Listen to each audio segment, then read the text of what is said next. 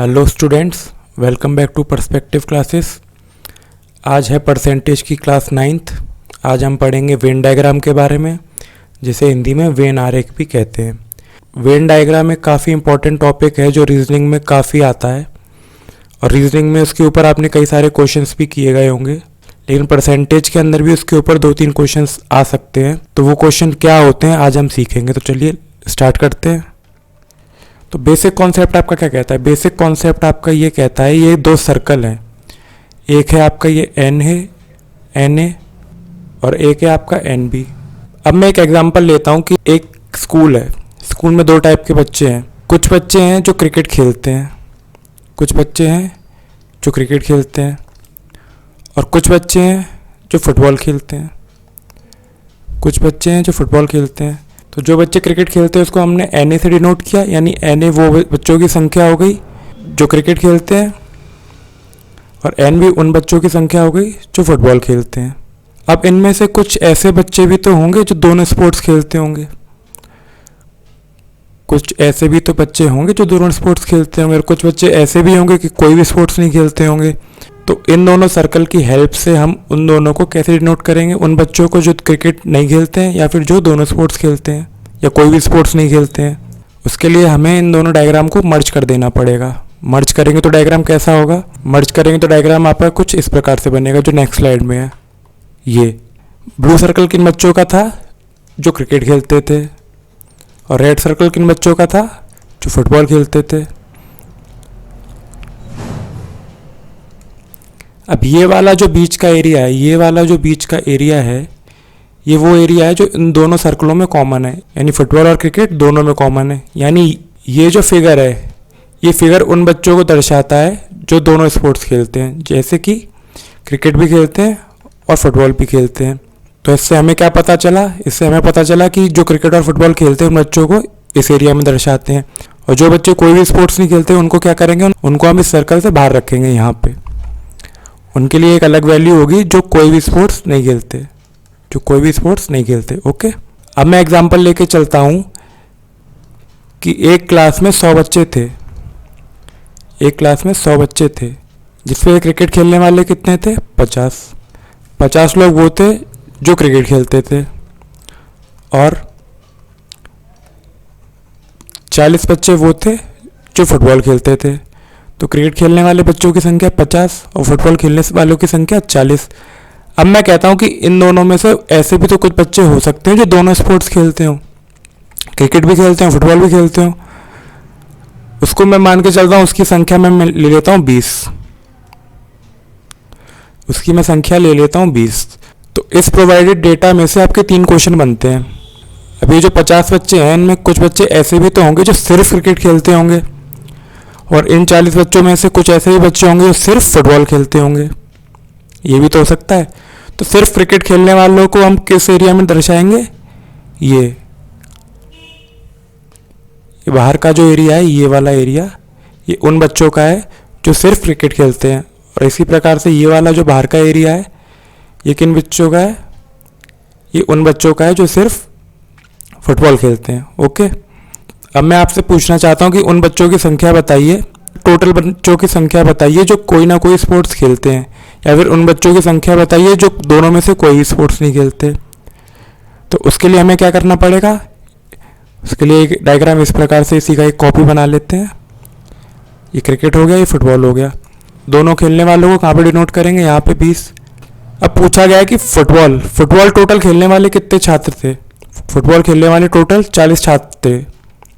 अब 40 में से 20 अगर यहाँ आ गए जो दोनों स्पोर्ट्स में खेलते हैं, तो सिर्फ फुटबॉल खेलने वाले कितने बचे?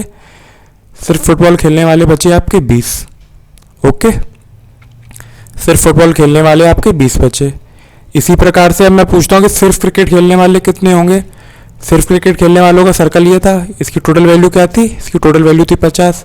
अब 50 में से 20 बच्चे यहाँ आ गए, अब 50 में से 20 बच्चे यहाँ आ गए, तो सिर्फ क्रिकेट खेलने वाले कितने बचेंगे? सिर्फ क्रिकेट खेलने वाले आपके 30 बचेंगे। तो इनका अगर हम आपस में टोटल करें तो 30 + 20 50, 50 और 20 70। 70% ऐसे बच्चे हैं, या 70 ऐसे बच्चे हैं जो कोई ना कोई स्पोर्ट्स खेलते हैं, चाहे क्रिकेट खेलें, चाहे फुटबॉल खेलें, या दोनों स्पोर्ट्स खेलें। 70% ऐसे बच्चे हैं जो कोई ना कोई स्पोर्ट्स खेलते हैं, तो उन बच्चों की संख्या क्या होगी जो कोई भी स्पोर्ट्स नहीं खेलते, इनमें से जो बाकी बचे यानी 30% बच्चे जो कोई भी स्पोर्ट्स नहीं खेलते। ओके, ये तो था आपका डायग्राम से सॉल्व करने का तरीका जो ज़्यादातर हम आगे यूज़ करेंगे। लेकिन जिन बच्चों को ये डायग्राम वाला तरीका अगर समझ में नहीं आता है तो उनके लिए एक फॉर्मूला बेस्ड तरीका भी है, जो कि है ये फार्मूला। अब ये फार्मूला क्या कहता है, ये NaUB, ये U जो है ये होता है आपका, इस साइन को कहते हैं हम यूनियन। तो A यूनियन B की वैल्यू क्या होगी, A यूनियन B की वैल्यू होगी आपकी Na यानी ये सर्कल, ये वाला जो सर्कल है वो होगा Na, यानी ये कौन से बच्चे हैं, टोटल क्रिकेट खेलने वाले। NB आपका ये रेड सर्कल है NB, तो NB खेलने वाले लोग कौन हुए, जो फुटबॉल भी खेलते हैं, और ये जो उल्टा U है इसे हम कहते हैं इंटरसेक्शन, ये वो वैल्यू है जो इन दोनों के बीच में लाई करती है, यानी ये उन बच्चों की संख्या होगी जो दोनों स्पोर्ट्स खेलते हैं, यानी C+B। ओके, तो इस सर्कल की वैल्यू क्या होगी, टोटल इस पूरे सर्कल की वैल्यू हो गई आपकी Na, और रेड सर्कल जो फुटबॉल का सर्कल है उसकी वैल्यू क्या हो गई, उसकी वैल्यू हो गई NB। और इंटरसेक्शन कहाँ आएगा, ये इंटरसेक्शन आएगा आप इन दोनों के बीच में। अब फिर से एक एग्जांपल लेके चलते हैं कि क्रिकेट खेलने वाले बच्चों की संख्या लेता हूँ मैं, क्रिकेट खेलने वालों की लेता हूँ मैं 50, फुटबॉल खेलने वालों की संख्या लेता हूँ मैं, फुटबॉल वालों की मैं लेता हूँ 40, और दोनों खेलने वालों की संख्या ले लेता हूँ मैं 30, दोनों खेलने वालों की संख्या मैं ले लेता हूँ 30। अब मैंने आपको क्या बताया था, क्रिकेट खेलने वाले कुल बच्चों की संख्या क्या होगी Na, तो Na की वैल्यू आ गई आपकी 50। फुटबॉल खेलने वाले कुल बच्चों की संख्या क्या होगी NB, तो फुटबॉल खेलने वाले बच्चों की संख्या कितनी है 40, और A इंटरसेक्शन B जो दोनों स्पोर्ट्स खेलते हैं उनकी संख्या कितनी है, उनकी संख्या है आपकी 30। अगर हम इन सब वैल्यू को इस फॉर्मूले में पुट करें तो आंसर क्या आएगा, Na की जगह रखते हैं 50, NB की जगह रखते हैं 40, और ये -30, तो आंसर कितना आएगा आपका 90 - 30 60, यानी 60% बच्चे वो हैं जो कोई ना कोई स्पोर्ट्स खेलते हैं, जो किसकी वैल्यू है A यूनियन B की, 60 बच्चे वो हैं जो दोनों स्पोर्ट्स खेलते हैं। अब इसी क्वेश्चन को हम डायग्राम वाले तरीके से करते हैं, वेन डायग्राम वाला, जो कि ये है ये हमने 2 सर्कल बनाए, क्रिकेट और फुटबॉल खेलने वाले बच्चे 30, वो 30 बच्चे यहाँ आ गए। अब टोटल क्रिकेट खेलने वाले बच्चे कितने थे 50, टोटल क्रिकेट खेलने वाले 50 बच्चे थे, लेकिन उसमें से 30 बच्चे यहाँ आ गए। इस सर्कल की पूरी वैल्यू अगर 50 है तो उनमें से 30 बच्चे यहाँ आ गए। अब अगर 30 बच्चे यहाँ आ गए तो यहाँ कितने बचेंगे, सिर्फ क्रिकेट खेलने वाले कितने बचेंगे 20 बच्चे, सिर्फ क्रिकेट खेलने वाले सिर्फ 20 बच्चे बचेंगे। इसी प्रकार से फुटबॉल का ये कितना था, फुटबॉल की ये थी 40 वैल्यू, 40% बच्चे, उसमें से 30 बच्चे यहाँ आ गए तो बच्चे कितने 10। अब अगर हम इन तीनों को आपस में टोटल करेंगे तो भी आंसर 60% ही आएगा, कि 60% वो बच्चे हैं जो कोई ना कोई स्पोर्ट्स खेलते हैं।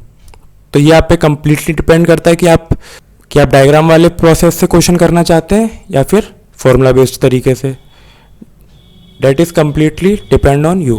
अब इसके कुछ एग्जांपल्स देख लेते हैं, कुछ एग्जांपल्स ले लेते हैं। जैसे रीजनिंग में आपका वेन डायग्राम का टॉपिक होता है, उसी प्रकार से यहाँ पे कुछ एग्जांपल्स बताता हूँ ताकि आपको एग्जांपल अच्छे से समझ में आ जाए कि क्वेश्चन किस टाइप्स के आते हैं। अब मैं मान के चलता हूँ ये ब्लू सर्कल जो है, ब्लू सर्कल मैं लेके चलता हूँ फीमेल का, ब्लू सर्कल में ले लेता हूँ फीमेल का, और ये रेड सर्कल में ले लेता हूँ मैरिड का, रेड सर्कल में ले लेता हूँ मैरिड का। तो अब ज़रूरी तो नहीं कि जितनी फीमेल्स हो वो सारी मैरिड हों, जो सिर्फ फीमेल्स है वो का काउंट होंगी इस पोर्शन में, और जो लोग सिर्फ मैरिड हैं जो शादीशुदा हैं वो कहाँ काउंट होंगे इस पोर्शन में। लेकिन ये भी तो पॉसिबल है कि कुछ फीमेल्स हों जो मैरिड भी हों, शादीशुदा फीमेल्स भी हो सकती हैं, तो वो किस एरिया में आएंगी, वो ये सेंटर एरिया में आएंगी, फीमेल और मैरिड दोनों।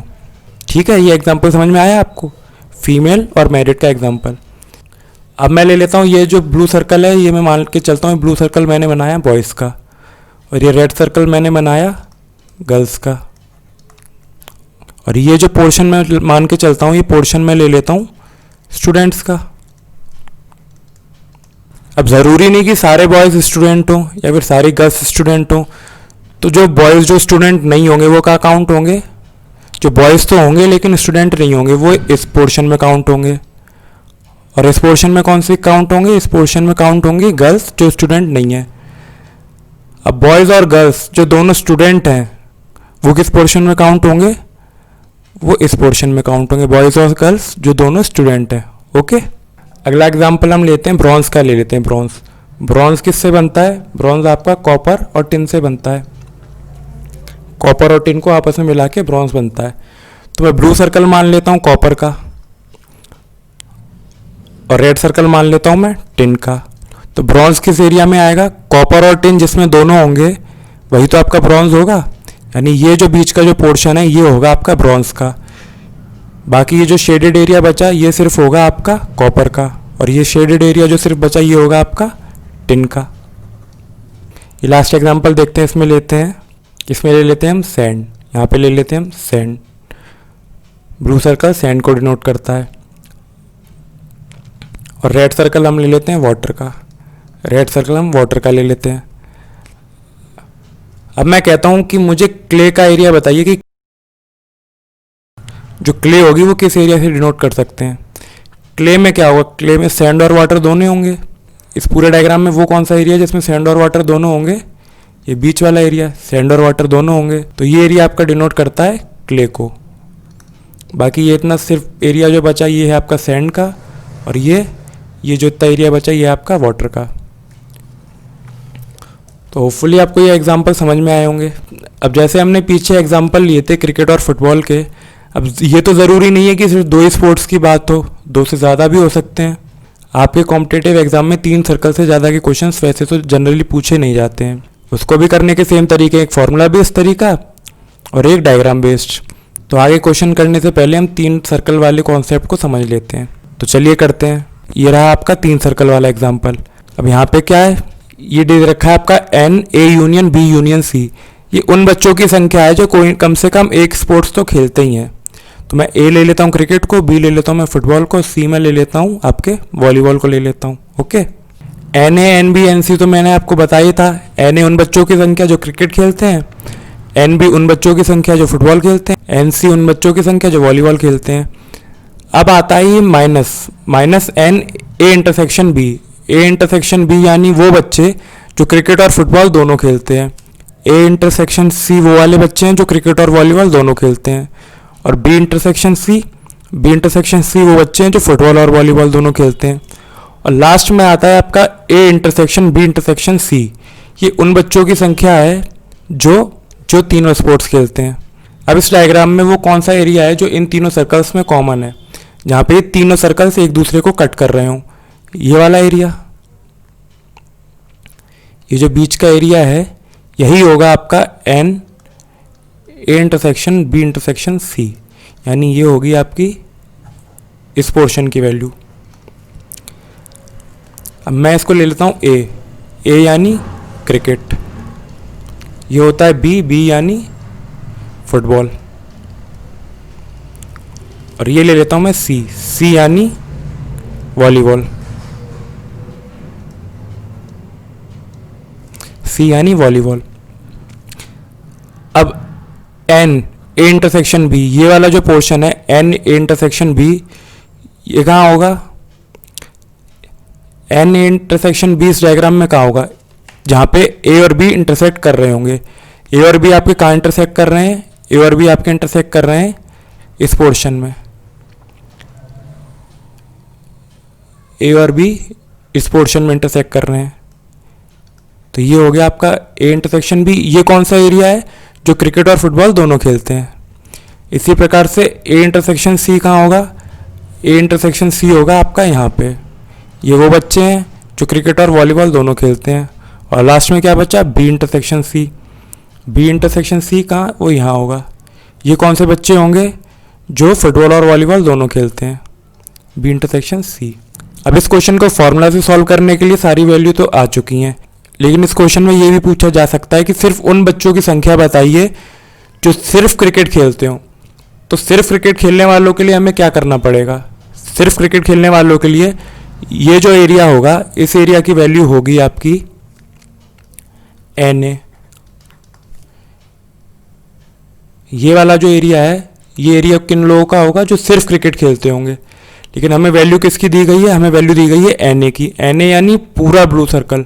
अब पूरे ब्लू सर्कल में ये वाला area A intersection B, A intersection B intersection C और ए इंटरसेक्शन सी, ये तीनों वैल्यू इस एन ए के अंदर इंक्लूडेड है। अब हमें सिर्फ उनका नंबर निकालना है जो सिर्फ क्रिकेट खेलते हैं, तो उसके लिए क्या करना पड़ेगा, हमें इन तीनों वैल्यू को इसमें से माइनस करना पड़ेगा।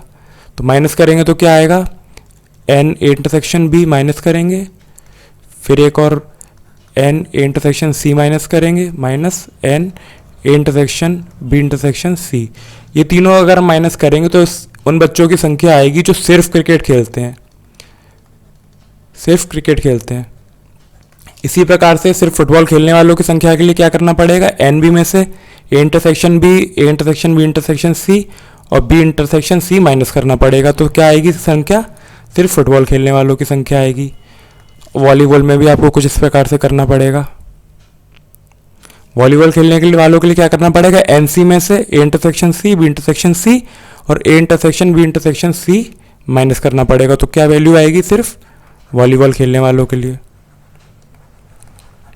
अब इसके ऊपर बेस्ड क्वेश्चंस कैसे होंगे, चलिए वो सीखते हैं। तो पहला क्वेश्चन क्या कहता है, पहला क्वेश्चन कहता है in an examination 80% candidates passed in English. 80% जो उम्मीदवार थे वो इंग्लिश में पास हो गए। 85% कैंडिडेट्स पास्ड इन मैथमेटिक्स, 85 जो थे वो मैथ्स में पास हो गए। And 73 candidates pass in both of this exams. तो यहाँ पे क्या दो पैरामीटर दिए गए हैं, इंग्लिश और मैथ्स। अब इसमें पूछा गया then what % of candidates fail in both the subjects. अब इसको अगर हम फॉर्मूले से करते हैं तो क्या आएगा, एन ए की वैल्यू आ जाएगी 80। डायग्राम बना लेते हैं पहले।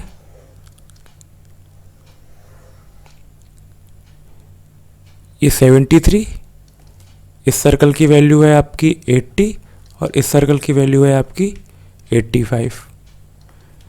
तो फॉर्मूला बेस्ड पे करते हैं तो ये 80 + 85 माइनस दोनों का जो कॉमन एरिया है वो माइनस होगा, यानी 73। तो वैल्यू कितनी आएगी, वैल्यू आएगी आपकी 85 + 7। 85 + 7 आपका कितना हो गया, 92। 85 + 7 हो गया आपका 92। 92% वो बच्चे हैं जो पास हुए हैं।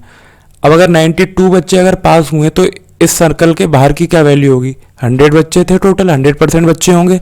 100% बच्चों में से अगर 92% बच्चे पास हो गए तो फेल कितने होंगे, बाकी बचे हुए 8%। बाकी बचे हुए 8%, 8% ही आपका आंसर होगा, जो कहाँ ये रहा, ए ऑप्शन आंसर। अब इसको हम इस वेन डायग्राम के थ्रू करते हैं। 80% बच्चे थे जो इंग्लिश में पास हुए और 73 बच्चे वो हैं जो दोनों सब्जेक्ट्स में पास हुए हैं। तो सिर्फ और सिर्फ इंग्लिश में बच्चे कितने पास हुए होंगे, 80 में से 73 हटा देंगे तो ये यहाँ क्या आएगा, यहाँ आएगा आपका 7। अब इन दोनों को अगर आपस में जोड़ देंगे तो इस पूरे सर्कल की वैल्यू 80 आ जाएगी। इसी प्रकार से मैथ्स में कितने बच्चे पास हुए हैं, 85 बच्चे। लेकिन 85 बच्चों में से 73 बच्चे वो भी हैं जो दोनों सब्जेक्ट में पास हुए हैं। तो सिर्फ और सिर्फ मैथ्स में कितने बच्चे पास हुए हैं, सिर्फ और सिर्फ मैथ्स में पास हुए हैं 12% बच्चे।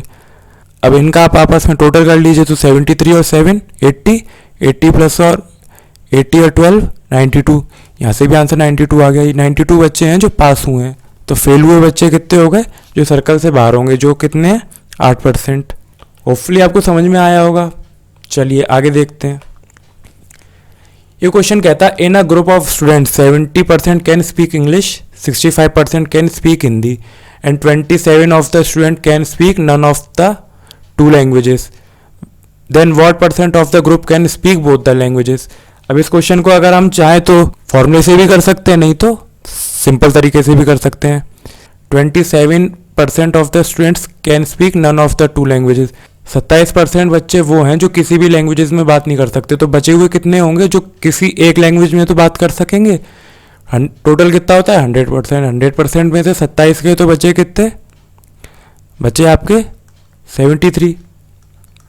73 ये क्या हो गए, ये हो गए आपके AUB जो फॉर्मूले के आधार पे होते हैं। अब 70% इंग्लिश बोल सकते हैं, 65% हिंदी बोल सकते हैं। तो आंसर क्या होगा, आंसर हमारा ये चाहिए हमें, N A × B यही तो चाहिए। तो इसको सॉल्व कर लेते हैं। तो ए यू बी एन की वैल्यू आपकी आएगी 62%। 62%। क्वेश्चन में क्या पूछा गया, तब समूह का कौन सा परसेंट दोनों भाषाएं बोल सकता है। फॉर्मूले से आया आपका 62%। फॉर्मूले से आया 62%। अब इसे वेन डायग्राम के थ्रू करते हैं।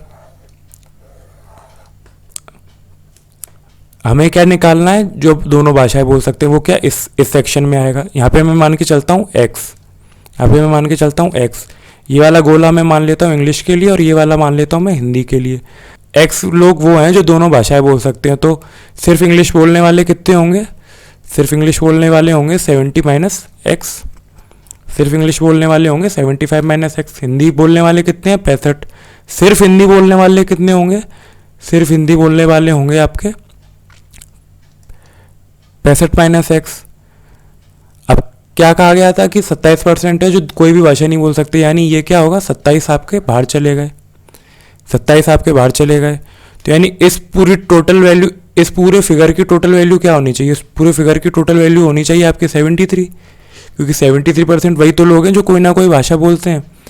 अब अगर मैं इन तीनों वैल्यू को आपस में जोड़ दूं तो आंसर 73 आना चाहिए। तो क्या करेंगे 70 minus x plus 65 minus x equal to 73। यहाँ से क्या आएगा, यहाँ से आपका आंसर आएगा 135 माइनस एक्स इक्वल टू 73। अब 135 को हम उधर ले जाएंगे तो आंसर क्या आएगा आपका, आंसर आपका 62 ही आना चाहिए। वही आपका आंसर है, दैट इज़ योर आंसर। चलिए नेक्स्ट क्वेश्चन देखते हैं। ये क्वेश्चन क्या कहता है, in an examination 70% of the candidates passed in English, 80% passed in mathematics, 10% failed in both the subjects. If 144 candidates passed in the both, then the total number of candidates were. ये question भी similar पीछे वाले question की तरह ही है, बस इसमें आपको परसेंटेज की एक वैल्यू दे दी है कि 144 नंबर ऑफ कैंडिडेट्स दे दिए गए हैं कि 144 कैंडिडेट्स थे। अब सिंपल वही पुराने दो सर्कल बनाने अपने, 10% जो दोनों में फेल हुए हैं यानी वो बाहर चले गए 10%, इनकी तो बात ही नहीं करनी। और इस सर्कल, दोनों सर्कल की वैल्यू फिर कितनी होगी 90%। पूछा क्या गया है, जो दोनों सब्जेक्ट में पास हुए उनकी वैल्यू हमें पता नहीं है, तो यानी ये x 70% इंग्लिश के थे तो ये हो जाएगा आपका 70 माइनस एक्स, 80% मैथ्स में हुए तो ये हो जाएगा आपका 80 माइनस एक्स। इनको आपस में जोड़ेंगे तो क्या आएगा 150 minus x equal to 90। 150 minus x equal to 90, तो x की वैल्यू कितनी आएगी, x की वैल्यू आएगी आपकी 60%। अब पूछा क्या गया है कि कुल अभ्यर्थियों की संख्या बताइए। इस 60% की वैल्यू क्या है, ये 60% वही तो कैंडिडेट हैं जो दोनों सब्जेक्ट में पास हुए हैं। तो 60% की वैल्यू अगर 144 है तो इसको काट लेते हैं, तो 100% की वैल्यू कितनी आएगी, 100% की वैल्यू आएगी आपकी 240। 100% की वैल्यू आएगी 240। 60% की वैल्यू 144 है तो 100% की वैल्यू 240। ये 60% कैंडिडेट कौन है जो दोनों में पास हुए थे, वो हमने कहाँ से निकाला, हमने इस फॉर्मूले के थ्रू या इस वेन डायग्राम के थ्रू निकाला। 60% की वैल्यू हमें क्वेश्चन में दी गई थी, क्या दी गई थी 144 अभ्यर्थी, तो 60% की वैल्यू 144, तो 100% की वैल्यू 240। ईजी है। नेक्स्ट क्वेश्चन देखते हैं। नेक्स्ट क्वेश्चन आपका क्या कहता है, in an examination 53% of the candidates failed in science, 53% of the candidates failed in science and 48% failed in mathematics. If 40% failed in both subjects. यहाँ पे पास की जगह फेल वाला इसमें कॉन्सेप्ट दिया है, पास की जगह फेल वाला कॉन्सेप्ट दिया है, तो हम क्या करते हैं, हम इस बार फेल का वेन डायग्राम बनाते हैं। हमेशा पास का बनाते थे, इस बार फेल की वैल्यू दे रखी है तो फेल का बताएंगे। क्या दिया गया है कि 40% दोनों में फेल हुए, 40% दोनों में फेल हो गए, तो 40% हमने लिखे यहाँ। 53 कैंडिडेट्स साइंस में फेल हुए हैं, तो 53% कैंडिडेट्स में जो दोनों में फेल हुए हैं वो हैं 40। तो सिर्फ साइंस में कितने फेल हुए होंगे, सिर्फ साइंस में फेल हुए होंगे 13%। आगे क्या दिया गया है, 48% फेल्ड इन मैथमेटिक्स, 48 में से 40% दोनों सब्जेक्ट में फेल हुए हैं, तो यानी यहाँ पे क्या आएगा 8%। टोटल नंबर ऑफ स्टूडेंट्स जो फेल हुए हैं उनकी संख्या क्या है, 40 8 53, 53 8 61।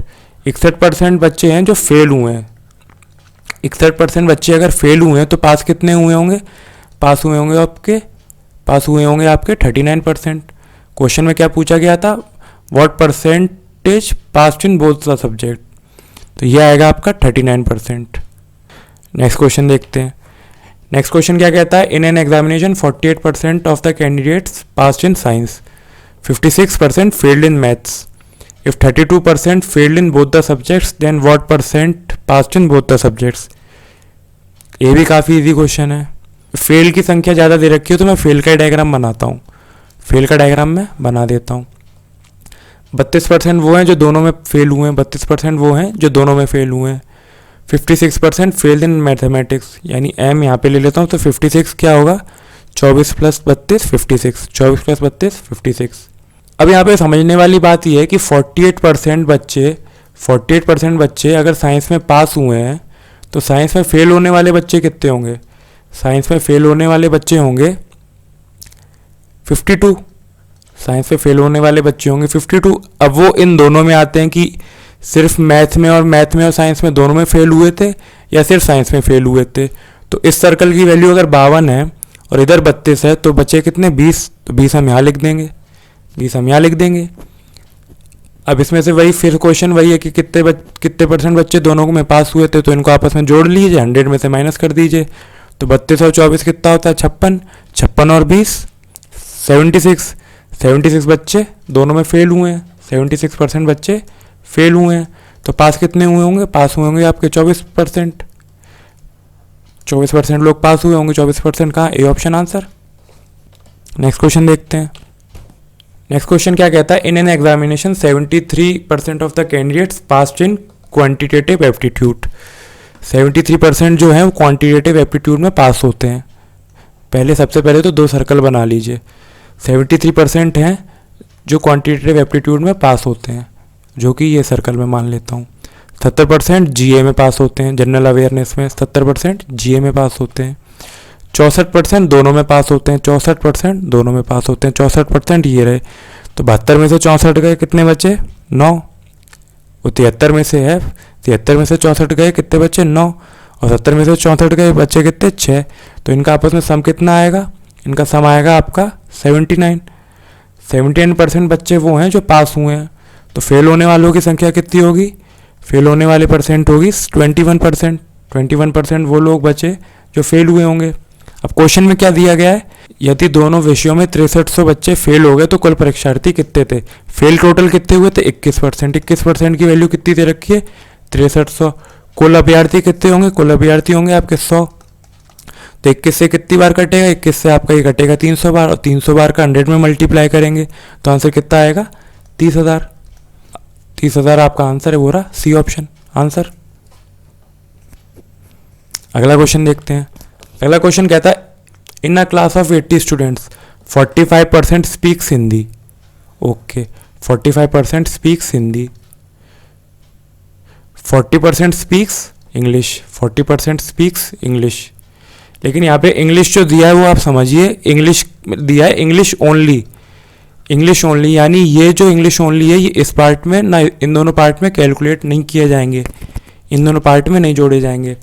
इंग्लिश का मैं सर्कल मैंने इधर बना लिया है, यह मेरा इंग्लिश का सर्कल और ये मेरा हिंदी का सर्कल.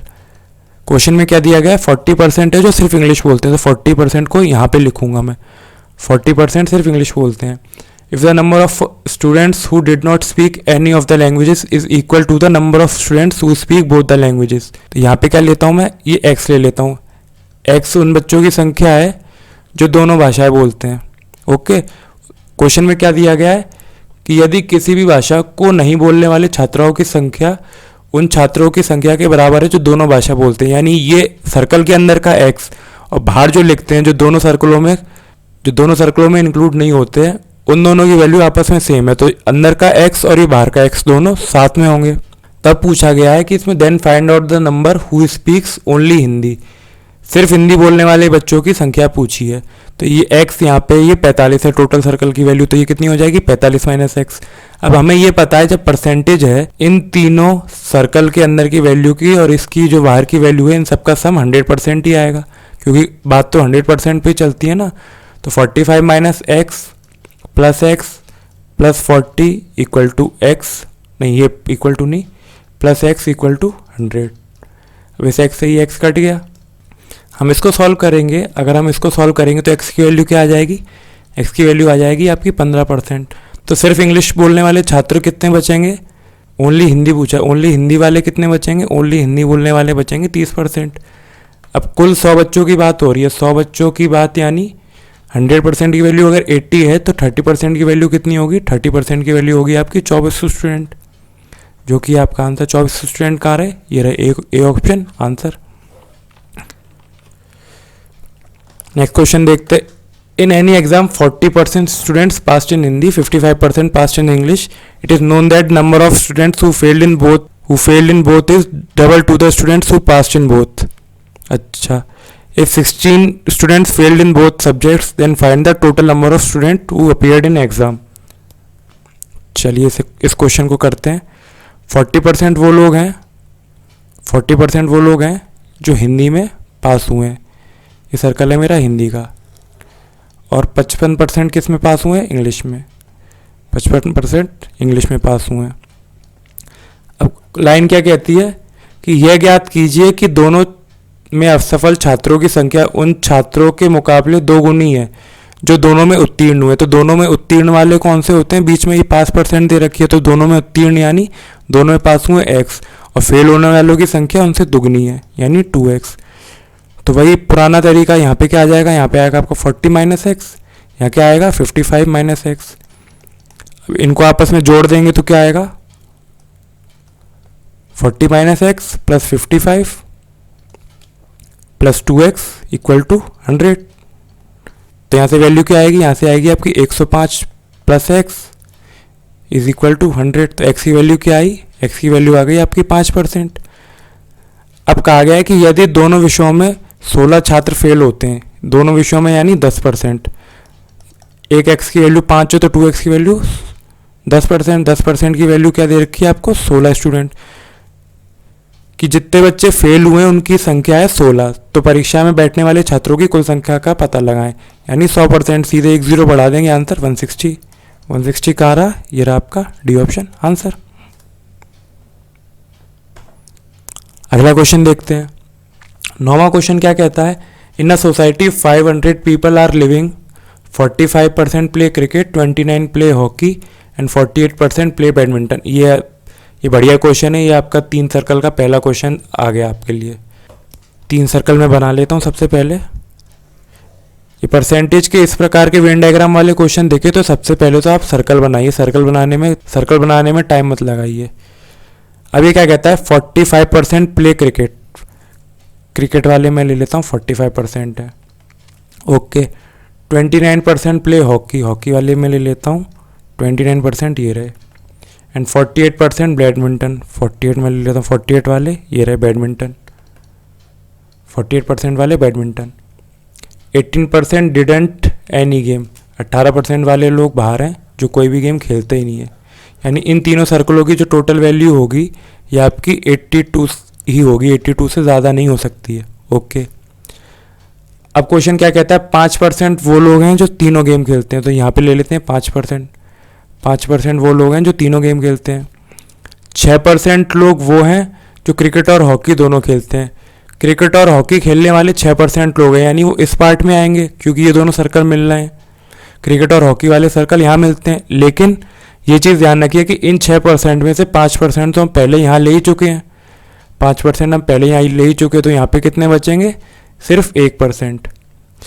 क्योंकि ज़रूरी नहीं है कि जो लोग तीनों स्पोर्ट्स खेलते हैं तो वो तो जाहिर सी बात है ये दोनों स्पोर्ट्स खेलते ही होंगे, लेकिन ये जो 2 स्पोर्ट्स खेलते हैं वो ज़रूरी नहीं कि वो तीनों स्पोर्ट्स खेलते हों, यानी क्रिकेट और हॉकी खेलने वाले ज़रूरी नहीं जो बैडमिंटन भी खेलते हैं, जो तीनों खेलते हैं उनकी संख्या तो 5 दी गई है, यानी बचा कितना 1%, वो यहाँ लिख दिया, 1% यहाँ लिख दिया। आगे लाइन क्या कहती है, 27% play cricket and badminton both. Cricket and badminton का कहाँ है, क्रिकेट और बैडमिंटन का ये रहा, इसमें से कितने दिए 27 दिए, तो बचे कितने 22%, बचे कितने 22%, टोटल करेंगे तो 27 हो ही जाएगा। अब एक बार को ये तीसरा सर्कल भूल जाइए, सिर्फ ये 2 सर्कल देखिए, सिर्फ ये 2 सर्कल देखिए, क्रिकेट वाला और बैडमिंटन वाला। अब क्वेश्चन में क्या कहता है कि 27% लोग क्रिकेट और बैडमिंटन दोनों खेलते हैं, ये तीसरा सर्कल आप भूल जाइए, तो 22 और 5 27। अगर सिर्फ क्रिकेट और बैडमिंटन की बात होती तो 27% यहाँ हो ही जाता। तीसरा देखते हैं, तीसरे सर्कल की वैल्यू क्या है, तीसरे सर्कल की वैल्यू आपको दी नहीं है, यानी वो क्या आएगी, x आएगी। तीसरे सर्कल की वैल्यू x आएगी। अब 1 2 3 और ये 4, ये चौथी जगह जो होगी, इनका सम 48% के बराबर ही तो होना चाहिए। पूरे सर्कल की वैल्यू अगर 48 है तो 22 5 x और ये जो जगह है इसकी टोटल वैल्यू 48% के बराबर ही होनी चाहिए।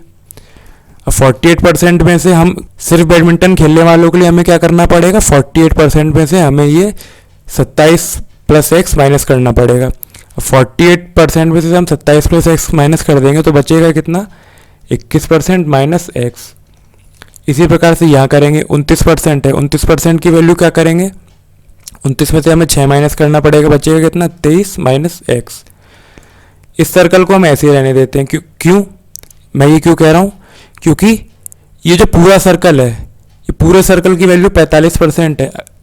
अगर आपको समझ में नहीं आया तो आप 17 भी कर सकते हैं। अब क्या करते हैं, हम सिंपल फॉर्मूला लगाते हैं, सबको आपस में जोड़ देते हैं। सबको आपस में जोड़ देंगे तो कितना होगा, 27 plus 1 plus 5 plus 22 plus x plus 23 minus x plus 21 minus x. इस तीनों सर्कलों की वैल्यू कितनी होनी थी, 82%। अब देखिए ये 4 जो है, इन 4 वैल्यू का सम क्या आएगा, 22 5 27, 27 1 28, 28 10 38, 38 7 45। इन तीनों का सम 45% ही आएगा। तो यही मैं यहाँ पे कह रहा था कि आप चाहते तो एक सर्कल को छोड़ सकते थे, जिसमें x नहीं हो वो सर्कल आप छोड़ सकते हैं, उसको आप सीधे उठा के उसकी वैल्यू ऐसे पुट कर सकते हैं। यहाँ पे क्या होगा, एक x से एक x कट जाएगा, इनका सम टोटल कितना आएगा, इनका आएगा आपका 44, एक माइनस एक्स ले लीजिए, ये कितना होगा 82, ये आएगा 82। इसकी टोटल वैल्यू कितनी आएगी, इसकी टोटल वैल्यू आएगी अब 89। तो x की वैल्यू क्या आ गई, x की वैल्यू आ गई आपकी 7%। तो क्वेश्चन में क्या पूछा था कि केवल बैडमिंटन खेलने वालों की संख्या बताएं। केवल बैडमिंटन खेलने वालों की संख्या कितनी है, केवल बैडमिंटन खेलने वालों की संख्या थी 21% माइनस एक्स, जो हमने निकाली थी। केवल बैडमिंटन खेलने वालों की संख्या 21% माइनस एक्स, तो वैल्यू कितनी आएगी, वैल्यू आएगी आपकी 14%। 14% वो लोग हैं जो सिर्फ बैडमिंटन खेलते हैं। अब क्वेश्चन क्या कहता है कि टोटल सोसाइटी में 500 लोग थे, 500 लोग टोटल सोसाइटी में थे, यानी 100% की वैल्यू क्या थी, 100% की वैल्यू थी 500। तो 1% की वैल्यू 5, 1% की वैल्यू 5, 1% की वैल्यू अगर 5 है तो 14% की वैल्यू कितनी होगी, 70। 70 आपका आंसर वही कहाँ रहा, सी ऑप्शन आंसर।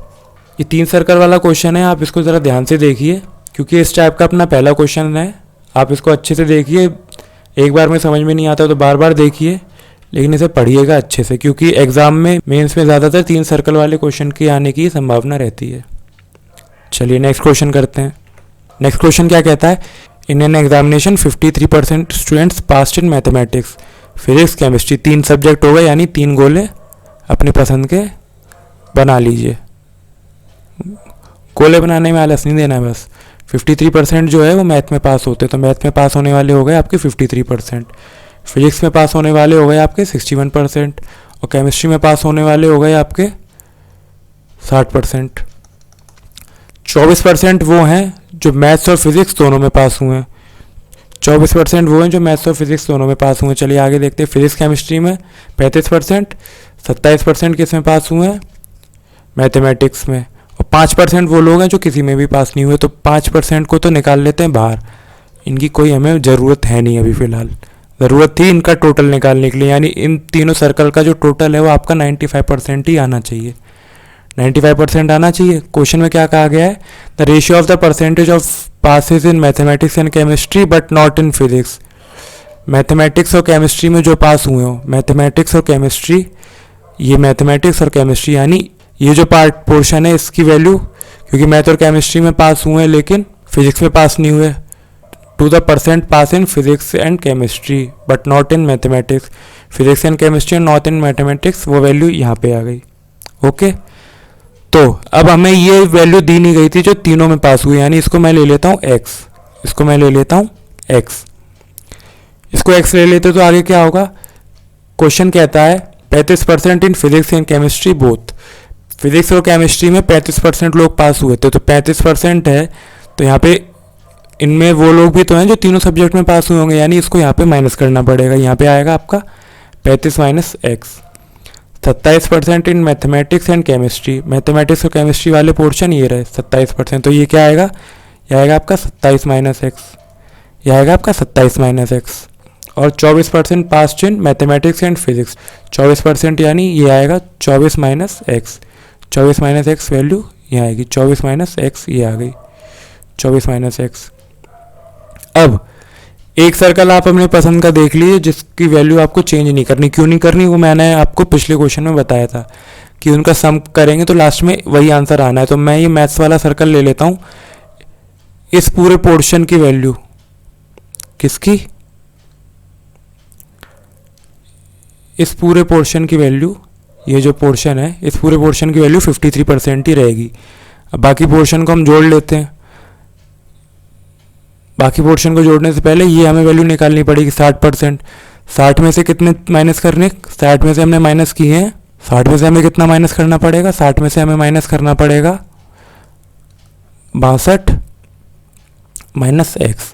60 में से 62 माइनस एक्स माइनस करेंगे तो बचेगा कितना, अंदर अंदर बचेगा x माइनस 2, अंदर बचेगा x माइनस 2। उसी टाइप से यहाँ पे कितना बचेगा, 61 में से कितने माइनस करेंगे, 35 और 24, 35 और 24 आपके कितने होते हैं, 35 और 24 होते हैं आपके 59, 59 और एक x, 59 प्लस एक्स माइनस करेंगे इसमें से तो बचेगा कितना, 2 प्लस एक्स, बचेगा कितना, 2 प्लस एक्स। तो अब इन सबको आपस में जोड़ लेते हैं। उसकी वैल्यू किसके इक्विवेलेंट होनी चाहिए, 95% के इक्वल, 95% की इक्वल ही होनी चाहिए। यानी ये कितना होगा, ये होगा आपका 53%।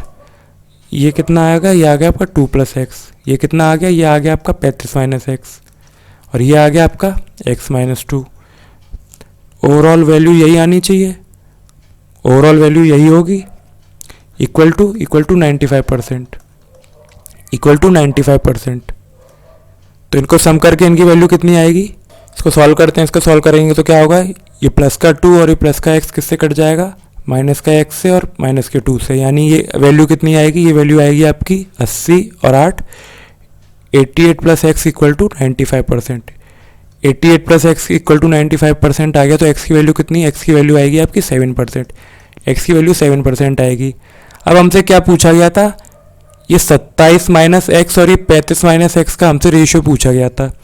तो 27 में से 7 गए तो बचा कितना, 20, 35 में से 7 गए बचा कितना, 28। ये आपकी जो है ना वैल्यू 4 से हम काट लेंगे, क्या आएगी, 5/7। तो रेशियो आएगा आपका 5/7, जो कहाँ है, ये रहा बी ऑप्शन आंसर। तो होपफुली आज की क्लास आपको पूरी समझ में आई होगी। वेन डायग्राम के क्वेश्चंस की, ये काफ़ी इंपॉर्टेंट क्वेश्चंस होते हैं एग्जाम के रिगार्डिंग। तो हमने एक तरीके से परसेंटेज चैप्टर के सारे प्रकार के क्वेश्चन कर लिए हैं, जितने भी टाइप के क्वेश्चन परसेंटेज चैप्टर से बनते हैं। अब हमने सारे परसेंटेज के कॉन्सेप्ट्स कवर कर लिए हैं, सारे कॉन्सेप्ट्स क्लियर भी कर लिए हैं। अब नेक्स्ट क्लास से हम क्या करेंगे, नेक्स्ट क्लास में हम करेंगे इसकी मिसलेनियस क्वेश्चन। हो सका तो इसकी 1-2 क्लासें और बनानी पड़ेंगी। एक क्लास में हम करेंगे मिसलेनियस क्वेश्चन और एक क्लास में करेंगे हम प्रीवियस ईयर क्वेश्चन। तो आज के लिए केवल इतना ही। पढ़ते रहिए, स्वस्थ रहिए, अपनों का ख्याल रखिए। मिलते हैं नेक्स्ट क्लास में। जय हिंद।